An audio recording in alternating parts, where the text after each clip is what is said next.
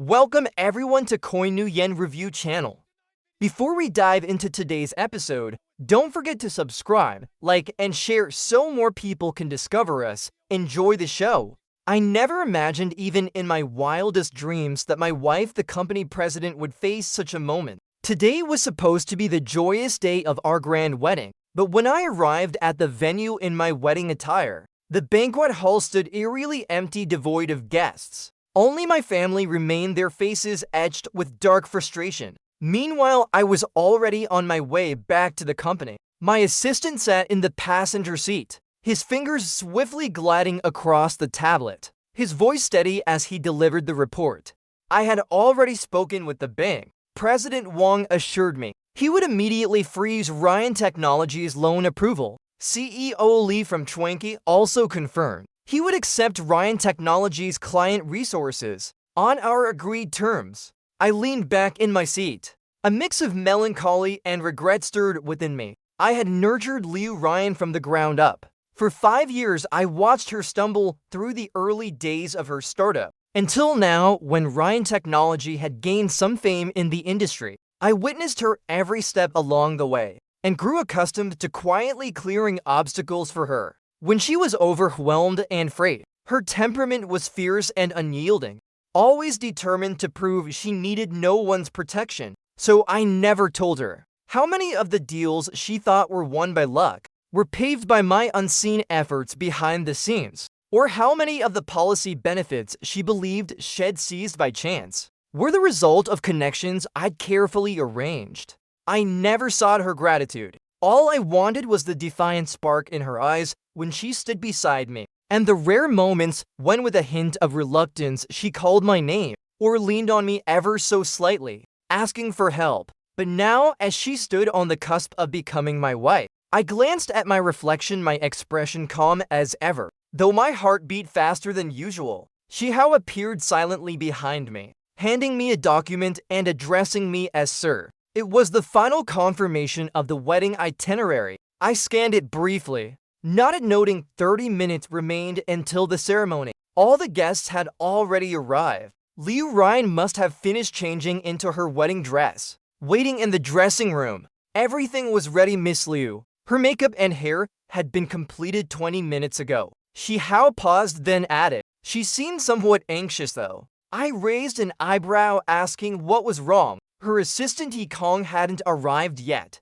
The name made my fingers pause briefly. Liu Ruyan's personal assistant, a young man of mediocre ability, yet someone she inexplicably valued. In less than a year since joining, he was already involved in the company's core projects. Even today for our wedding, she insisted he be entrusted with the wedding rings and the safekeeping of critical documents, simply because he resembled her late first love. She never said it outright, but I knew it clearer than anyone. I asked, my tone flat, if it was traffic. She how lowered his eyes, reporting that Miss Liu had called twice to check. He Khan only said he was still on the road. I glanced at the time, said nothing more, and headed toward the dressing room. Pushing open the door, I found Liu Ruyan standing by the window, her back to me. The train of her wedding dress trailed long across the floor. She spun around at the sound, her makeup flawless, her brows delicate, her lips vibrant, her skin as pale as snow. Yet her expression carried a rare trace of panic. Her fingers tightly clutched her phone. She hurried toward me, calling my name, her high heels muffled against the carpet. I reached out, steadying her shoulders. Calming her, I asked what was wrong. She said He Kong was stuck in traffic on the highway. It would take at least another hour for him to arrive. Her voice trembled slightly. The wedding rings were with him, along with the final version of the supplemental agreement for the investors, and the USB drive with the ceremony's itinerary, all in his hands. I narrowed my eyes slightly. Traffic on the highway at this hour seemed unlikely. I suggested he send the items via courier or share his location, so I could send someone to retrieve them. My tone remained calm, assuring her the wedding wouldn't be delayed. She immediately protested, her fingers instinctively gripping my sleeve. Those items were too important to entrust to anyone else, and as her assistant, she couldn't abandon him on the road. She proposed postponing the wedding by an hour. Her eyes flickered as if with guilt. quickly masked by stubborn resolve. I looked at her in silence. She wasn't unaware of how significant today was. Global partners of the highest caliber, industry titans, and even the group's elders, all seated among the guests outside, waiting to witness our union. Yet she wanted to delay it for a mere assistant. I called her name slowly, Liu Ruyan, my voice soft but every word clear. I asked if she had considered what stepping out now would mean. Her lashes trembled, but she didn't back down. Just 1 hour, she insisted. The guests would understand. I let out a cold laugh. My hand brushed her jaw firm but not hard, making her flinch instinctively. Did she think everyone's time, including mine, was less valuable than a tardy assistant? Her expression shifted. That wasn't what she meant, she said. But he. I cut her off, my gaze turning icy. Was he more important than our wedding? More important than all the guests? More important than me? The last words ground out through clenched teeth. She opened her mouth as if to argue, but only bit her lip, stubbornly turning away. I was overreacting, she said. It was just 1 hour. She'd be back and everything would proceed as planned. With that, she grabbed the car keys from the table and rushed out, her wedding dress trailing behind her. I stood rooted in place. Her choice was clear, a bitter realization. The door slammed shut with a heavy thud. The silence in the dressing room was deafening. I glanced down at the wedding ring on my finger and slowly slid it off. The moment of our fracture had arrived. The dressing room door closed behind me, muffling her departing steps. I stood in the corridor's shadows, my fingers unconsciously tracing the ring I'd removed, its platinum edge pressed into my skin, a faint pain reminding me how absurd this all was. All for an assistant, a worthless fool who couldn't even arrive on time. I closed my eyes briefly. When I opened them, the last trace of warmth had faded from my gaze. At the corridor's end, Shihao appeared silently, his eyes flickering to my bare ring finger. He said nothing, though his expression shifted. He reminded me softly that 20 minutes remained until the ceremony. I gave a curt nod and strode toward the main hall. The moment I pushed open the hall's grand doors, a wave of lively chatter washed over me. The crystal chandeliers cast a blinding glow. The champagne tower's refracted light stung my eyes. The guests' faces, adorned with polished smiles, seemed lost in a facade of joy. How ironic! I moved through the crowd toward the main stage, expressionless, my step steady, almost graceful. But the murmurs around me began to hush. Curious and probing gazes landed on me. Where was the bride? What had happened? Whispers spread like wildfire. I ignored them, walking straight to the stage. I picked up the microphone. My voice, amplified, rang clear across the hall. The last stray conversations fell silent. Every eye turned to me. I calmly surveyed the crowd below and began to speak. I apologized for interrupting what should have been a joyous moment. Something regrettable had just occurred. I paused for a second, my tone steady as if stating a trivial fact. Miss Liu Ruyan believed her assistant Yikong, unable to arrive on time, was more important than our months-long planned ceremony, more urgent than the goodwill of all the guests who traveled here, more significant than the feelings of her future husband. Thus she chose to drive to the highway to fetch him. The moment my words landed, the crowd erupted. Some gasped, others widened their eyes in disbelief. Some even pulled out their phones to record. I could already envision tomorrow's headlines. Bride abandons groom on wedding day for assistant. Ruyan Technology CEO Liu Ruyan cancels wedding for assistant. A faint bitter smile tugged at my lips. My eyes, though, were cold as ice. Based on Miss Liu Ruyan's clear choice and priorities, I continued, my voice measured, the hall falling silent once more. This wedding had lost its meaning and foundation. So Fang Yuan formally announced. The wedding scheduled for today was cancelled. Lettermanly. The word cancelled struck like thunder. The crowd exploded into chaos. Shouts, murmurs, and the sound of cameras mingled. Some stood to ask questions, others surged forward. The scene descended into disorder. I paid it no mind. Bowing slightly, I said, my assistant Mr. Shihao would handle all inconveniences and losses with appropriate compensation. I offered my deepest apologies and invited the guests to carry on as they wished. My words were impeccably polite, yet carried a lethal edge sharper than any shout. I set down the microphone and stepped off the stage. Xiahao stood nearby holding a tray of champagne, his face still registering unshaken shock. I paused before him, opening my palm where the wedding ring lay, its cold gleam unwavering. Without hesitation, I let it fall. A faint clink rang out as the ring traced an arc, landing precisely in a champagne glass on his tray. The golden liquid rippled briefly. The ring sank to the bottom, like a silent funeral. The hall fell deathly quiet. I walked toward the side door without looking back. Xiahao appeared at my side like a shadow, his voice low informing me the car was ready. I gave a single nod, my steps unbroken. Behind me, the hall's clamor erupted anew. I heard faint shouts, someone on the phone, others rushing out, likely chasing Liu Ruyan or the story, but none of it concerned me anymore. As I pushed open the side door, a cold wind hit my face. The sky was overcast, clouds heavy. A storm seemed imminent. Xiahao hurried to keep pace. I slid into the car, my voice eerily calm. I instructed him to activate the contingency plan. I wanted her to know exactly what she'd lost. On the highway, the wind howled past. Liu Ruyan gripped the steering wheel tightly, her knuckles white. Her wedding dress train lay crumpled in the passenger seat. Her phone rang, her friend Su Wanqing's voice trembling with tears. She urged her to return, saying I'd canceled the wedding, publicly announced.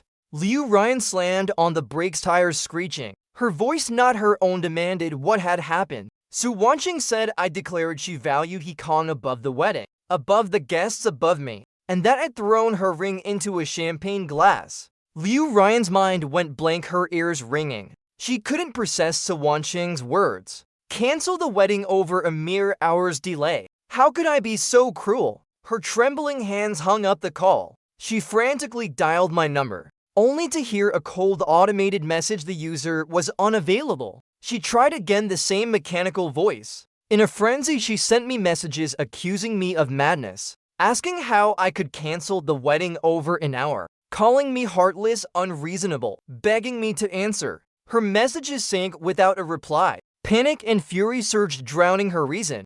She slammed the steering wheel, the horn blaring sharply. An angry honk from a car behind snapped her back. Her car was stopped in the middle of the highway. Forcing herself to breathe, she resolved to find He Kong first, retrieve the ring and documents, then return to marry me, or perhaps confront me in a blazing argument. She didn't know, but for now she pressed the accelerator and drove on, muttering that I'd regret this when she returned with He Kong. The truth unraveled as the scenery blurred past her window. The clouds loomed lower, heavier. Xiahao sat in the passenger seat, fingers flying over his tablet, his voice steady as he reported. The bank had been informed, President Wang agreeing to freeze Ryan's loan. CEO Li from Chwanki confirmed they'd take Ryan's clients on our terms. I leaned back, eyes closed, resting. My fingers tapped unconsciously on my knee.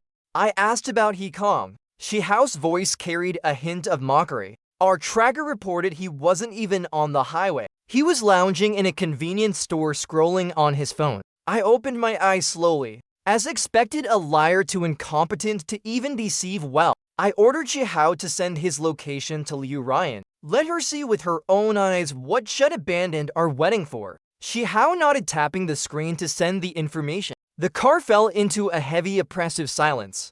Rain began to patter against the windows. First a few drops, then a steady downpour. I gazed at the blurred scenery outside, my thoughts crystalline in their clarity. Liu Ruyan must have heard the wedding was cancelled by now. She'd be furious, confused, frantically calling and texting, but she'd never get a response.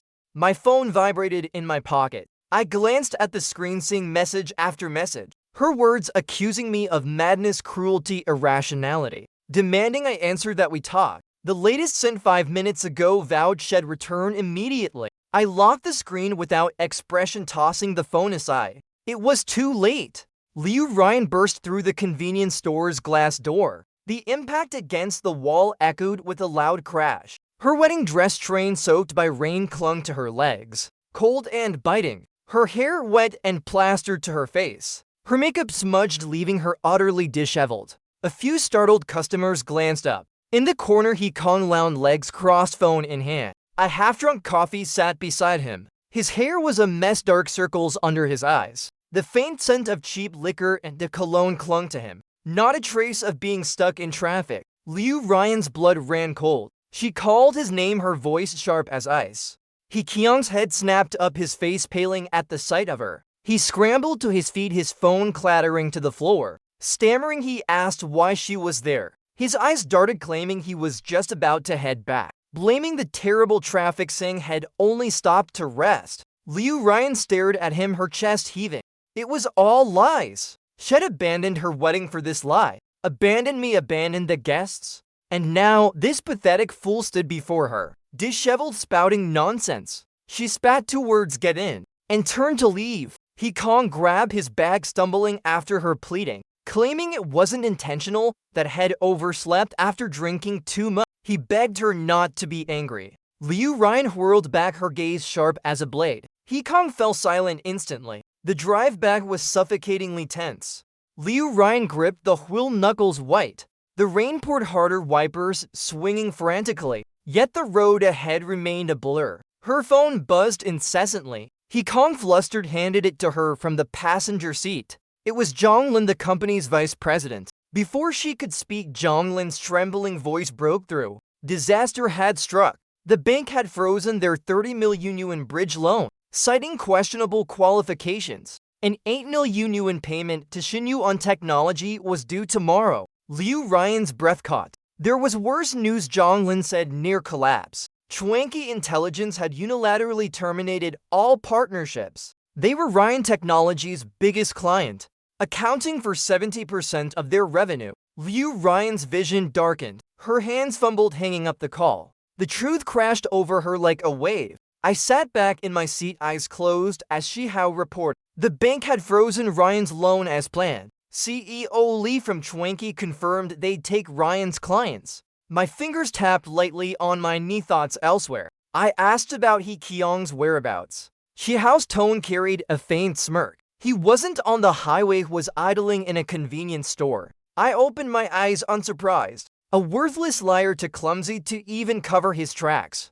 I told Xiao to send his location to Liu Ruyan. Let her see what she'd sacrificed our wedding for. He nodded, tapping out the message. The car grew silent, the air heavy. Rain began to fall, first lightly, then in sheets. I stared out at the blurred world beyond the window, my mind sharp and clear. Liu Ruyan must know by now the wedding was cancelled. She'd be raging, bewildered, bombarding me with calls and texts. But I'd never answer.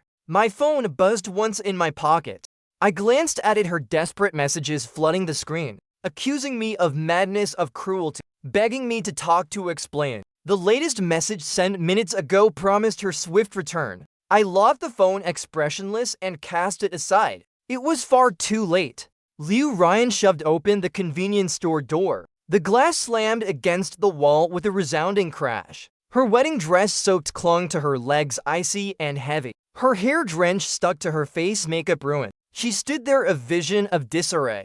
Curious onlookers stared from within the store. He sat in the corner, casually scrolling on his phone. A half-empty coffee cup beside him, his appearance unkempt. Dark circles marked his eyes, the stench of liquor and cheap cologne on him. No sign of the traffic jam, had claimed. Liu Ruyan's voice was frigid as she called his name. He jolted, his face draining of color. His phone fell as he stood fumbling. He stammered out excuses, claiming he was about to leave, blaming traffic, saying had only stopped to rest. Her gaze bore into him, her chest rising and falling. It was all a lie. She'd forsaken our wedding for this deception.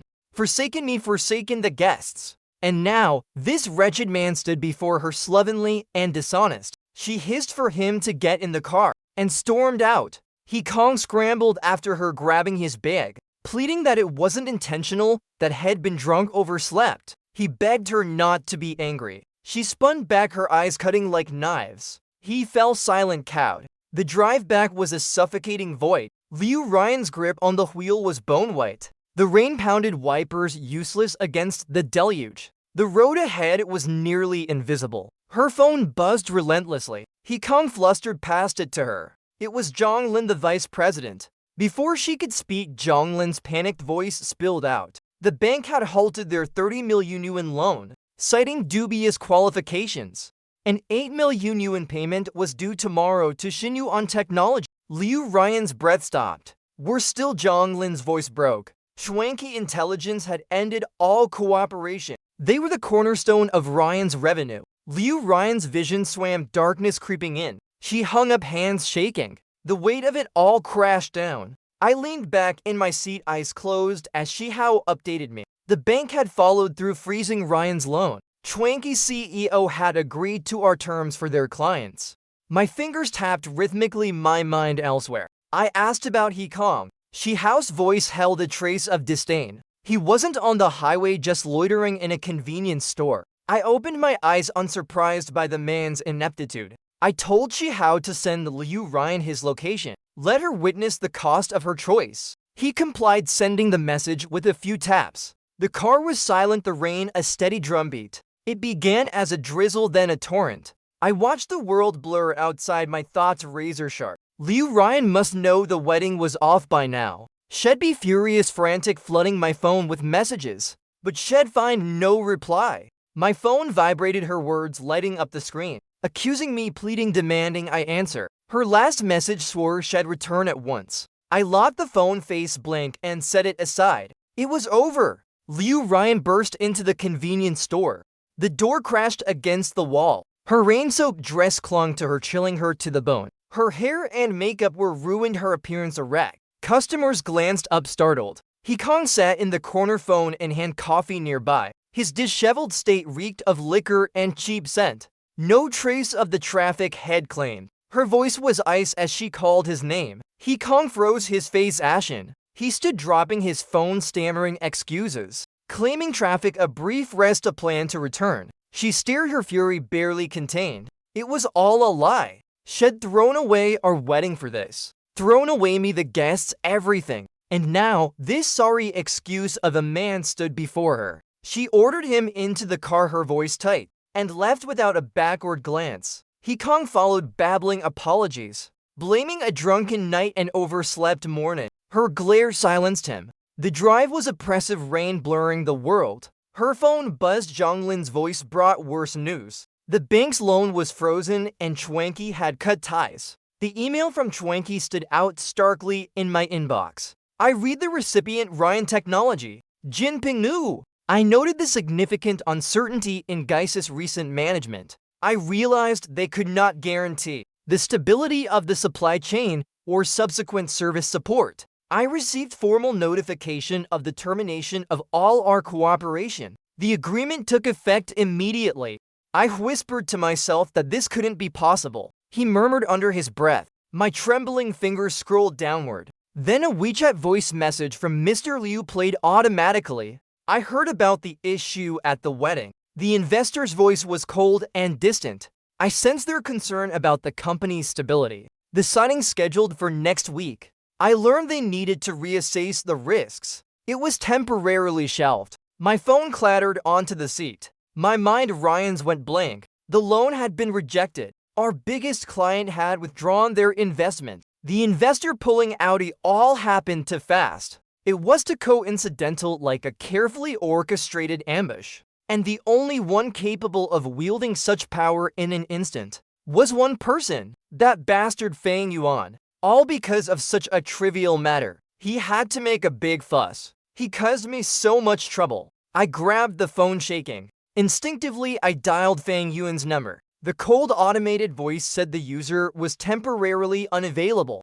That robotic female voice poured over me like a bucket of cold water. I refused to give up. I used the company's landline to call Fang Yuan's office. Would it connect this time? Hello, Qisheng Capital, came the reply. Number 10's voice was polite, but distant. The assistant's tone clipped.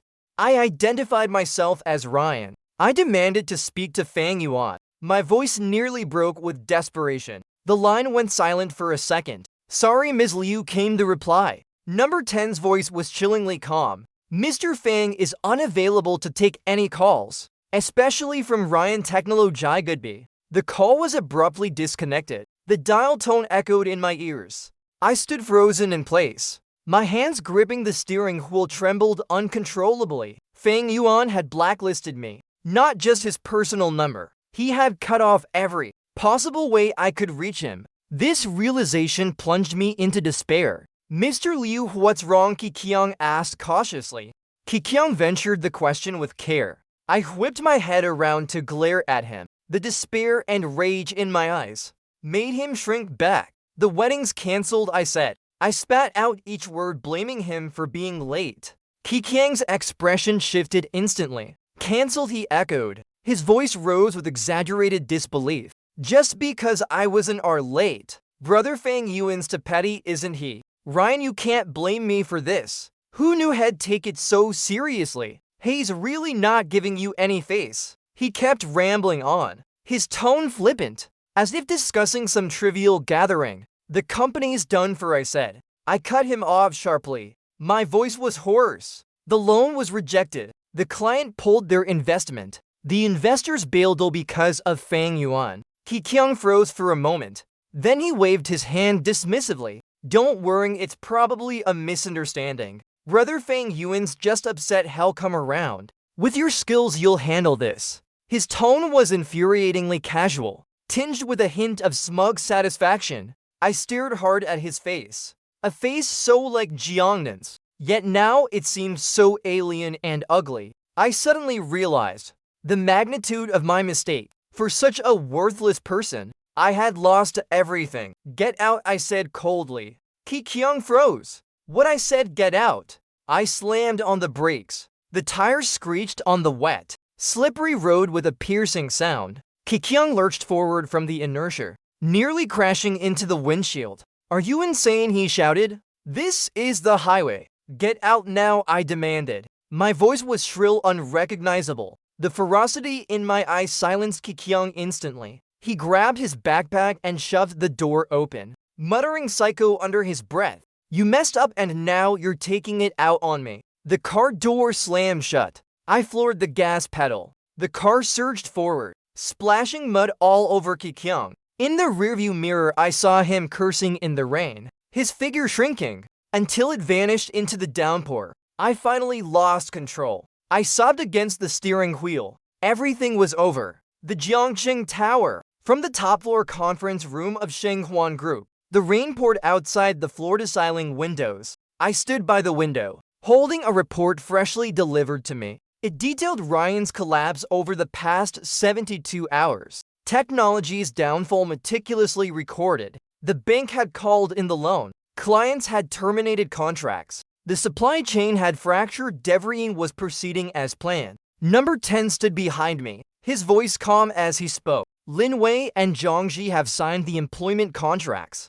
They officially joined Shenghuan's Intelligent Research Institute this morning, per your instructions. Their salaries are doubled, and their project autonomy doubled. I gave a slight nod. Poaching Ryan's core team was the most lethal blow. Without technical experts, Ryan couldn't even fulfill basic orders. What about the tax bureau? I asked. They've identified 3 problematic contracts tied to Hekyang's accounts. Number 10's lips curled into a cold smirk. One was a procurement deal for smart home modules, signed with a shell company, with suspicious fund flows. And last month's travel expenses included a slew of personal charges. I turned and tossed the report on the desk. Send it anonymously to the Commerce Bureau. It's half done. Number 10 adjusted his glasses. Also, Kikyung met with Jixiang Technologies Vice President Wang last night at Blue Mountain Cafe. My fingers tapped lightly on the desk. The recording devices were all in place. I gazed out the window. The city blurred in the rain. Like Ryan's current predicament, he probably hadn't realized this storm was just beginning. Ryan Technologies' office was deathly still. As I pushed open the glass door, employees whispering in groups fell silent. Their eyes darted away as they returned to their desks. A strange silence hung in the air, as if everyone sensed the collapse was imminent, waiting for the final straw to fall. My heels clicked loudly on the marble floor, the sound unnervingly sharp. Before the office door could close, Zhang Lin rushed in flustered. Mr. Liu, it's bad. Before she could finish, 3 resignation letters were already on my desk. Technical Director Lin Wei stood at the forefront, his gaze complex but resolute. Mr. Liu, I'm sorry. Shenghuan's newly formed Smart Home Research Institute offered us terms we couldn't refuse. My fingers dug into my palms. The name Shenghuan, unfamiliar yet venomous, slithered into my ears like a snake. Double the salary. Project autonomy. Lin Wei gave a bitter smile. And absolute stability. No. Leaving now isn't fair. But we have to think of ourselves. Zhang Ji chimed in, avoiding my gaze. My vision darkened. These three were Ryan's technical backbone. Without them, the company would collapse instantly. I forced myself to sign the papers with the last shred of dignity. Just as I saw them out, the finance director burst in, pale-faced Mr. Liu. Xinyuan Technology stopped supplying us. The production lines shut down. Other suppliers are demanding payment. Then came the HR director. The bank sent someone. They're demanding repayment of the first loan within 3 days. Finally, the front desk called Mr. Liu. People from the tax and commerce bureaus are here for a surprise inspection. I collapsed into my chair, feeling the world crumble before my eyes. The next 3 hours were a nightmare. The tax officials were laser-focused, zeroing in on Hekyang's accounts. That slick-talking assistant was now ashen-faced, stammering under the auditor's sharp questions. This might be an oversight in financial review. That supplier was introduced by Mr. Liu. I might mixed up the expense receipts. I watched his pathetic performance, fury and nausea churning within me. The auditors pinned down 3 problematic contracts and nearly 100,000 in falsified expenses. As they left, the lead official said pointedly, Mr. Liu, your company's financial management is deeply flawed. The moment they were gone, I dragged Hekyang into my office. What the hell have you been doing behind my back? Hekyang's eyes flickered. Ryan, let me explain. It's all a misunderstanding. A sudden email notification chimed. An anonymous email with attachments. The moment I opened the audio file, Hekyang's voice came through clearly. Mr. Wang, Ryan's done for this time. Fang Yuan's out to destroy him.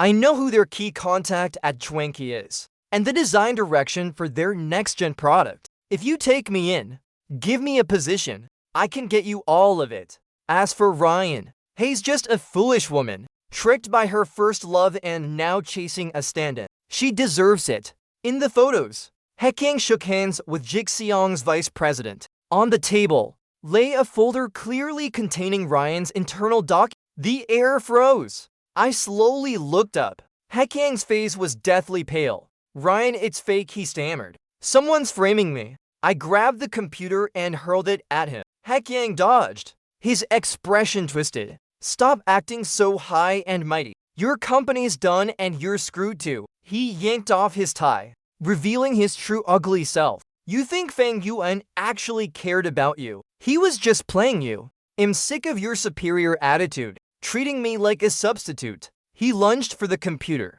I stumbled back, shoved to the floor. Hekyang bolted out the door, spitting venom as he left. You deserve to go bankrupt. Fang Yuan was right. You're a fool. The office door slammed shut.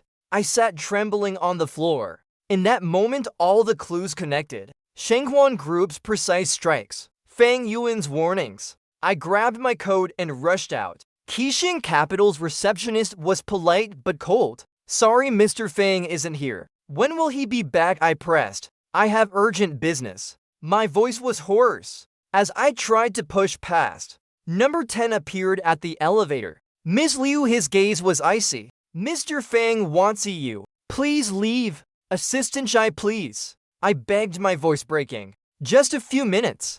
2 uniformed security guards stepped forward. 1 on each side. They escorted me out. As I was pushed out the door, I collapsed completely. I sank onto the steps. Rain and tears streamed down my face. Memories of Fang Yuan's gaze flashed through my mind.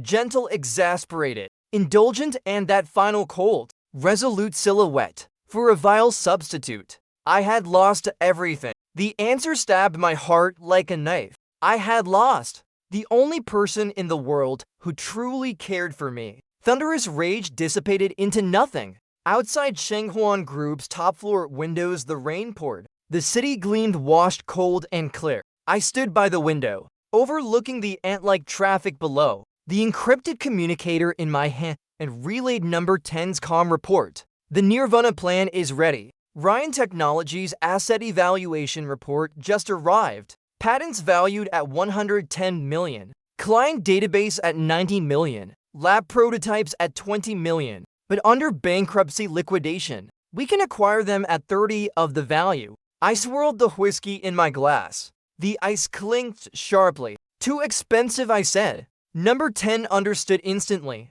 The bank will keep applying pressure. When the court enforces the auction, we can drive the price down to 10. I ended the call. I turned to my desk. The latest financial newspaper lay open. The headline featured Ruyan, a photo of her slumped outside Qisheng capital, with the bold caption "From Pinnacle to Abyss." Ruyan Technology CEO's wedding. G fiasco triggers commercial avalanche. In the photo, her makeup was smeared, her wedding dress stained with mud. She looked like a madwoman. I tossed the paper into the trash without expression. The law firm's air conditioning was too cold. I sat stiffly at one end of the long table. Across from me were 3 stern-faced lawyers and 2 menacing creditors. The table was piled with thick documents, each one a guillotine blade, waiting to sever my last thread of hope. Ms. Liu, based on the evaluation, Ruyan Technology is insolvent. The lead lawyer slid a document toward me. This is the asset transfer agreement. Please review it. My trembling fingers could barely hold the pen. My blurred gaze scanned the document, then froze on the acquiring party's name. Shenghuan Group's subsidiary Huanyu Technology. Authorized signatory Fang Yuan. A thunderclap seemed to explode in my ears. Shenghuan Group, that colossal entity spanning finance, technology, and real estate. A commercial empire even the government tread lightly around. Fang Yuan was Shenghuan's mano. My gaze locked on the words authorized signatory. A more terrifying truth hit me. Fang Yuan wasn't just Shenghuan's man. He was Shenghuan's master. The Fang Yuan who quietly invested in my company, who made connections for me, who even cooked porridge for me, was the hidden ruler of this commercial empire. Memories flooded back. I once complained about a competitor's strong backing. The next day they offered peace. I stressed over loan issues, and the bank promptly offered the best rates. Even the toughest client, Schwanky Intelligence, became unusually cooperative after Fang Yuan's casual introduction. None of it was luck. The person I pushed away had been silently holding up my entire world. Ms. Liu, please sign. The lawyer urged impatiently. As the pen touched the paper, a tear fell on Fang Yuan's sharp, elegant signature. That signature was like a knife, shattering my last shred of pride. As soon as I signed, my phone began to vibrate frantically. My mother's hysterical cries came through Ruyan. The nursing home says the house was repossessed. What's going on? Didn't you say it was a company benefit? Then came a bank text. Your card ending in 8,818 has been frozen, followed by the golf club dear member. Your membership has been terminated. One message after another, like a meticulously planned death notice, erasing every trace of Fang Yuan from my life. Cleanly and ruthlessly, as I left the law firm, the rain started again. I stood in the downpour, watching news alerts flood my phone. Exclusive wedding scandal star Liu Ruyan. Ruyan Technologies bankruptcy revealed. CEO ditches golden bachelor for male assistant. Shenghuan Group acquires Ruyan's core assets at low price. Fang Yuan's identity exposed. Each article was flooded with thousands of mocking comments. Serves her right, blind gold digger. She didn't even want a man like Fang Yuan, chasing a pretty boy instead. I heard her assistant ran off with the money. Karma! My phone pinged with Hekyang's final message. Don't look for me. You gave me the money willingly. Blame yourself for being stupid. Rain and tears mixed bitter in my mouth. I walked mechanically toward the parking lot, only to find my Porsche sealed. The security guard coldly informed me the car was listed as a liquidation asset. I scrounged up a crumpled 20 yuan, trying to hail a taxi. 3 empty cabs sped past, seeing my disheveled state. The 4th stopped, and the driver asked warily where to. I opened my mouth, but realized I had nowhere to go. The company was gone. My home was gone, my friends' calls unanswered. Finally, I gave the address of my parents' cheap rented apartment. Outside the car window, a massive LED screen played financial news. Fang Yuan appeared impeccably dressed. He stood at Shanghuan Group's product launch, confidently introducing the latest smart home system. That system was unmistakably Ruyan Technologies' unfinished core project. The camera zoomed in on his slender fingers, his ring finger bare, not a trace of a ring. I broke down, covering my face, sobbing like a madwoman in the taxi's backseat. The driver glanced at me in the rearview mirror, quietly locking the doors. The acquisition is complete, Number 10 said. He placed the documents on my desk. All patents and client resources have been transferred to Huanyu Technology. Ryan's office equipment will be auctioned next Monday. I nodded. My gaze fell on the final document. The ownership transfer for Ryan's parents' nursing home. Handle it cleanly, I instructed. Number 10 hesitated. Kikyong lost everything at a Macau casino last night. I learned he now owed high-interest loans. I gently swirled my whiskey glass. I instructed to send a few photos to Liu Ruyan. I wondered if I should spare his life. The chill of the ice seeped through the glass to my fingertips.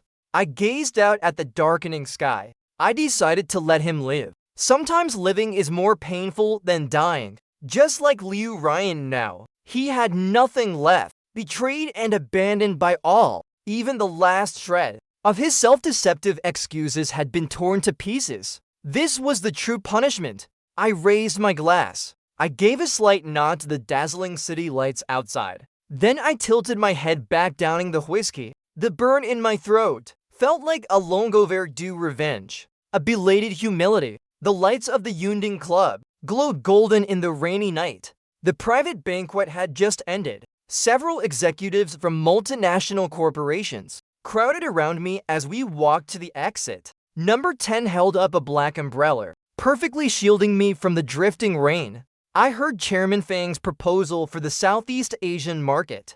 I raised a hand to cut off their pleasantries. My gaze fell on a shadow at the base of the club steps. A frail figure curled up in the rain, like an abandoned stray dog. His long black hair clung weightily to his face. A faded rain-soaked coat hugged his body, wrapped tightly around him. He shivered, clutching his arms, his lips purple from the cold. Yet he stubbornly stared toward the club's entrance. I narrowed my eyes at Liu Ruyan. 3 months unseen, he was almost unrecognizable. His eyes sunken, once proud and bright, now bloodshot, like two pools of dead water. I saw him notice me, and in that instant, a sickly spark flared in his ashen eyes. Security moved to intercept him. I raised a hand in a subtle gesture. That motion flipped a switch. Liu Ruyan lunged forward, but stumbled before the steps, crashing heavily into a puddle. He gasped in pain, crawling to my feet on hands and knees.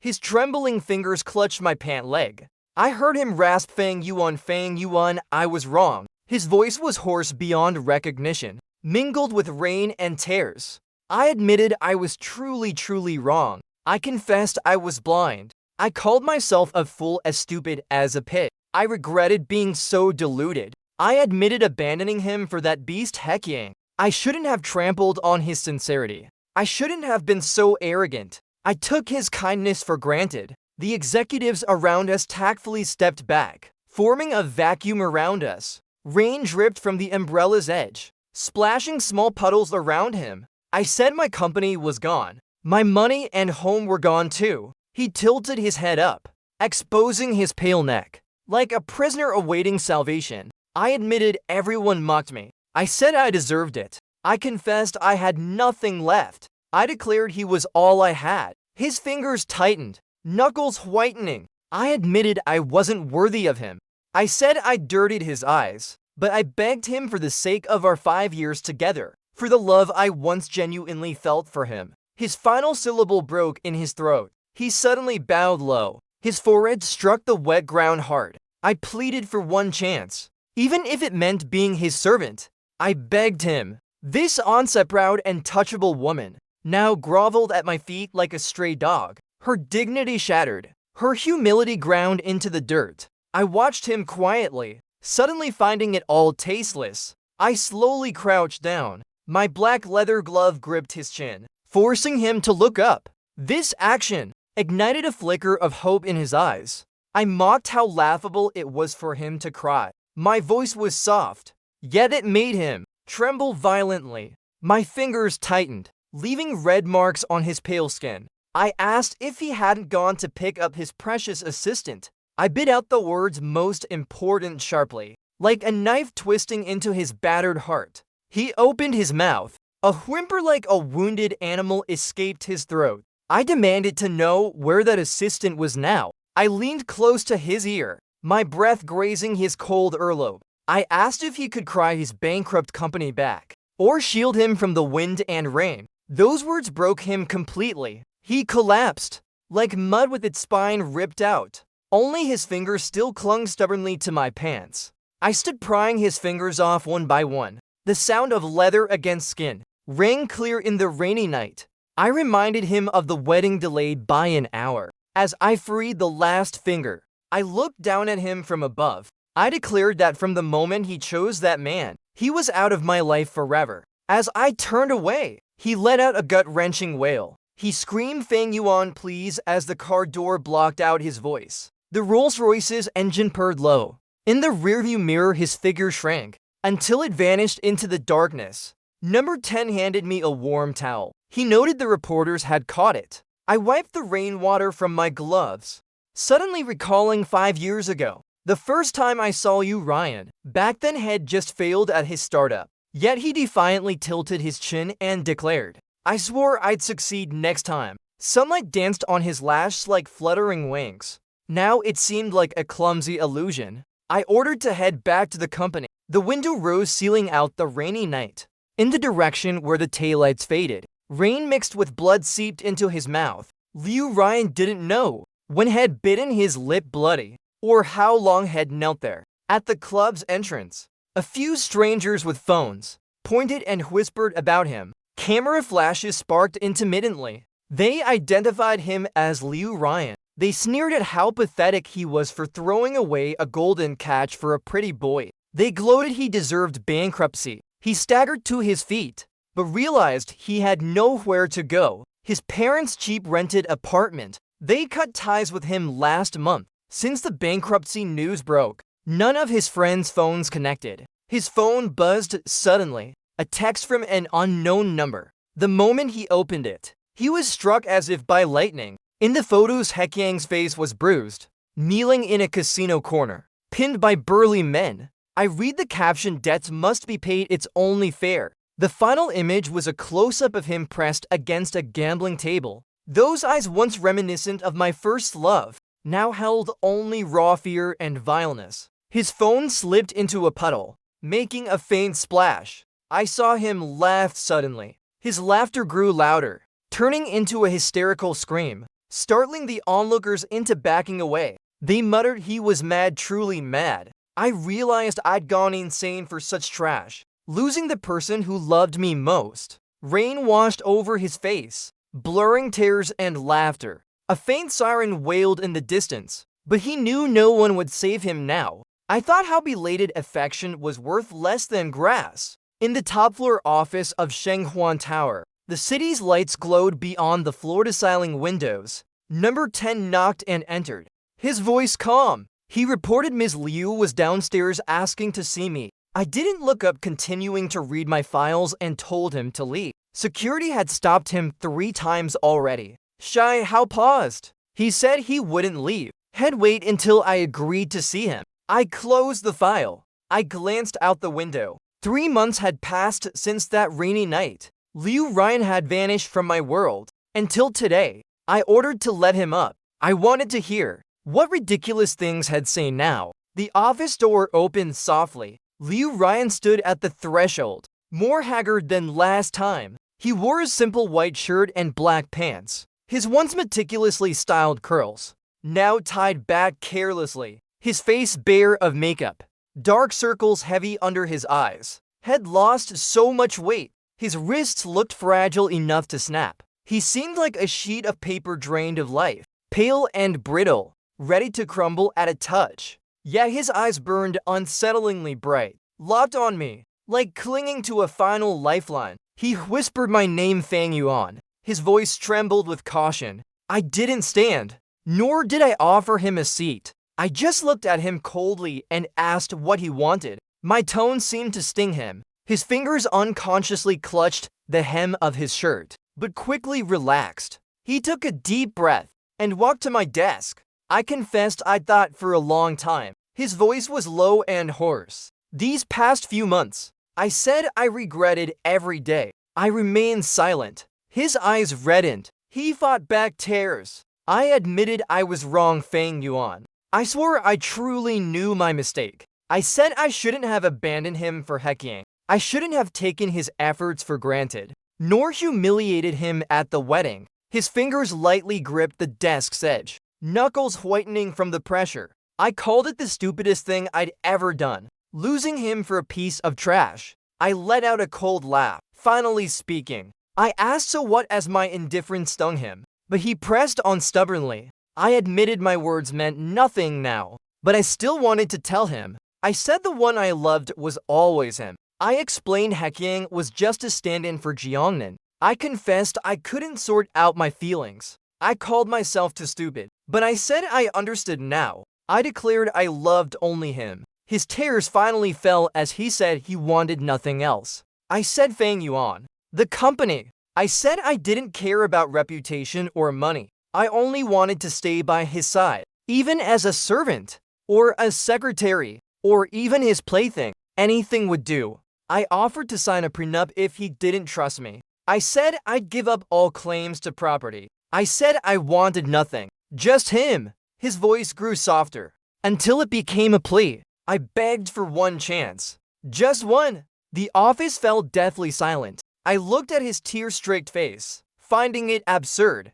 The once-arrogant Liu Ruyan, now groveling in the dust, begging for my pity. I slowly stood and walked to him. He looked up, eyes full of hope. I gripped his chin. My touch neither light nor heavy, yet it made him tremble. I said belated affection was worth less than grass. I addressed him softly, Liu Ruyan. I asked where had been before. His pupils contracted sharply, as if stabbed. I reminded him I'd given him a chance at the wedding. I released his chin and turned to the floor-to-ceiling window. I said he made his choice. His voice shook. He swore he truly knew his mistake. I didn't look back, asking, and then I questioned if an apology could erase everything. I demanded what he could offer to make up for it. I cut him off, my voice icy. I asked about my dignity, my sincerity, or the wedding he ruined. He stood frozen, his face deathly pale. I turned, seeing him sway on the verge of collapse.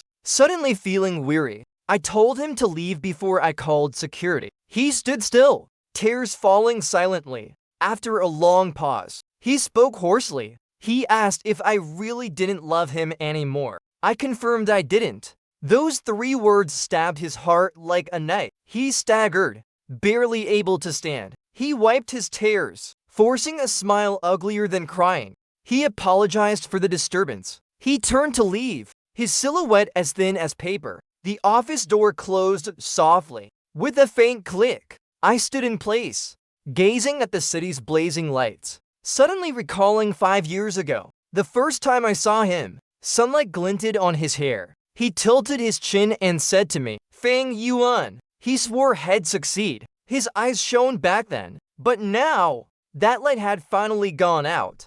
As the elevator doors closed, Liu Ruyan collapsed to the floor. He bit his lip hard to keep from crying out, but tears streamed uncontrollably. His heart ached as if a piece had been carved out. Hollow and cold, he finally understood. Some mistakes once made could never be undone. Fang Yuan didn't want him. Not ever again. The elevator reached the ground floor. The doors slid open. He stood shakily and walked out of the building. The night wind was cold, cutting his face like a blade. He looked up at the lights of Shanghuan Tower's top floor. It glowed like daylight, but there was no place for him there. He turned into the dark night. This time it was truly over. The dust had settled. I told myself he didn't deserve it. The spotlights of the International Convention Center burned bright. I stood on the stage. Behind me, a giant screen displayed Shanghuan's logo. The audience was packed with representatives from top global firms.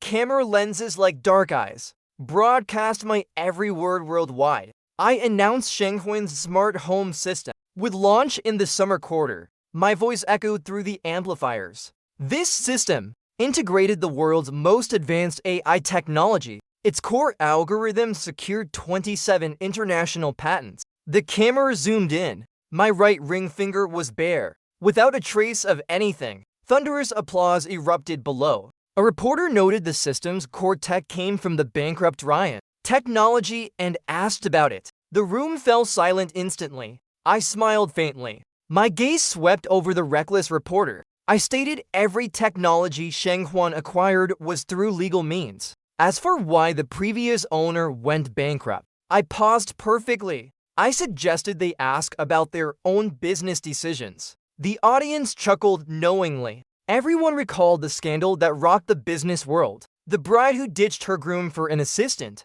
leading to her company's collapse. As I stepped off the stage, Number 10 handed me a tablet. He reported Huanyu Technology stock had risen 7. I glanced at it, signing a few documents casually. I asked if the reception was ready. He confirmed everything was set. The champagne tower gleamed under crystal chandeliers. At the reception, I was speaking with the CEO of a German industrial group when a woman in an emerald green gown approached. She greeted me, saying she'd long admired Chairman Fang. Her diamond watch sparkled subtly as she raised her glass. I recognized Bai Ningbing from Karui Investments. I nodded in acknowledgement. Bai Ningbing, Wall Street's youngest Chinese investment director, recently returned to start her own fund. Sharp and poised, her eyes held just the right amount of ambition. She mentioned hearing about Shenghuan's new plans in Southeast Asia. She sipped her champagne,